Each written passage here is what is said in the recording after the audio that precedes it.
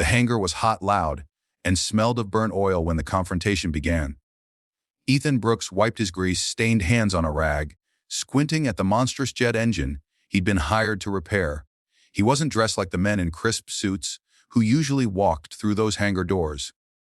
His clothes were worn, his boots scuffed, and his hair in desperate need of a trim. But Ethan didn't care about appearances.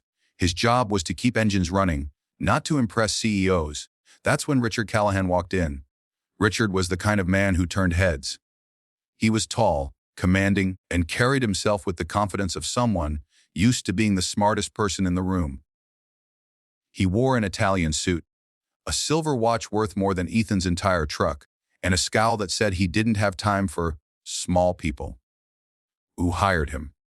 Richard's voice boomed, echoing through the hangar. His assistant froze. Mechanics shifted uncomfortably. Ethan didn't look up, too focused on the turbine blade in his hand. Richard marched forward, his polished shoes clicking against the concrete floor. This engine is worth $20 million. And you've brought in this, a back alley grease monkey. The word stung, but Ethan didn't react. He was used to being underestimated.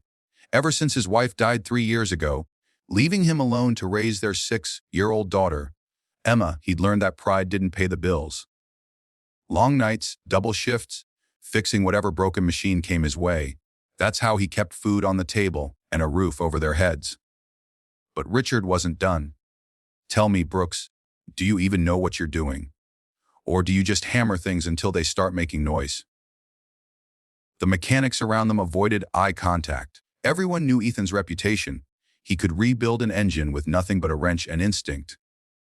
But Richard didn't care.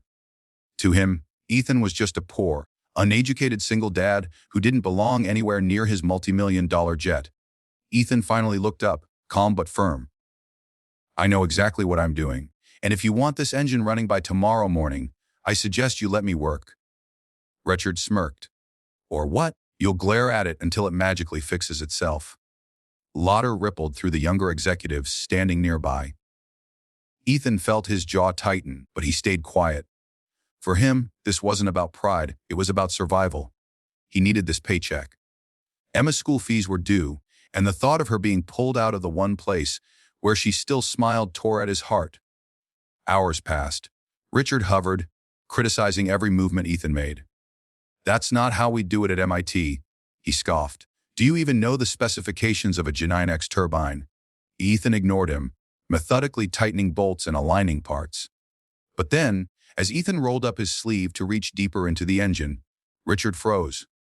His eyes locked on the tattoo etched into Ethan's forearm. It wasn't flashy, just a simple emblem of crossed wings and a wrench with a date inked beneath it. But Richard's face went pale. That tattoo, he whispered. His voice, once dripping with arrogance, now carried a strange tremor. Ethan glanced down at his arm. He hadn't thought about that ink in years. It was the insignia of the Air Force Aviation Corps, where he'd served as a jet propulsion specialist before life had knocked him off his path. You were in the 89th Squadron? Richard asked, almost breathless.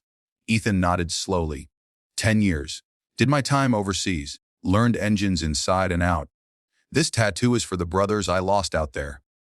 Silence filled the hangar. The same executives who had laughed at Ethan now stared at him with wide eyes. And Richard's face softened in a way no one had ever seen. My brother. Richard's voice cracked. He served in that squadron.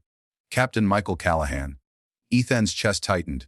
That name, memories flooded back. Late nights in the desert, laughter under the stars, the sound of rotor blades cutting through silence. Michael Callahan had been more than a fellow soldier. He'd been a friend, a brother in arms. You're Michael's brother? Ethan asked quietly. Richard swallowed hard. His arrogance crumbled. He never stopped talking about you. Said you were the best mechanic he'd ever known. Said you saved his unit more times than he could count. Ethan's throat tightened. Michael had died during their last deployment, and Ethan had carried the weight of that loss every day since. To hear his name spoken again, here, in this hangar, was like a wound reopening. The room was still. The mockery, the laughter, the disdain, it all vanished. Richard stepped closer, his voice breaking. I judge you without knowing who you are. I'm ashamed.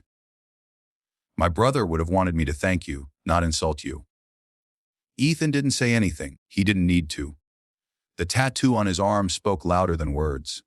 It was a reminder of sacrifice, of brotherhood, of the lives behind every machine he touched. That night, Ethan finished the engine. By dawn, it roared to life stronger than it had in years. Richard stood beside him, no longer a mocking CEO, but a humbled man who finally saw Ethan for who he was. Not just a mechanic, not just a single dad, but a hero in his own quiet way. When Ethan packed up his tools, Richard placed a hand on his shoulder. "Listen," he said softly. "I owe you more than an apology. I want you on my team, not just as a contractor, but full-time, lead engineer. Name your salary. And," he hesitated, "let me help with your daughter's education. It's the least I can do for Michael's brother in arms." Ethan looked at him, torn between pride and relief. For years, he had carried the burden alone, and now, because of a tattoo that told a story of sacrifice, a door had opened, not just for him, but for Emma. He finally nodded. "I'll take the job, not because of pity, because I earned it." Richard smiled faintly. "You've earned more than I could ever give." The message: life will test you. People will mock you, underestimate you, and judge you by the dirt on your hands instead of the strength of your heart. But your scars, your tattoos, your stories, they carry the truth of who you are. And sometimes, when the world finally sees them, everything changes, because respect isn't demanded. It's earned, one bolt, one sacrifice, one act of resilience at a time.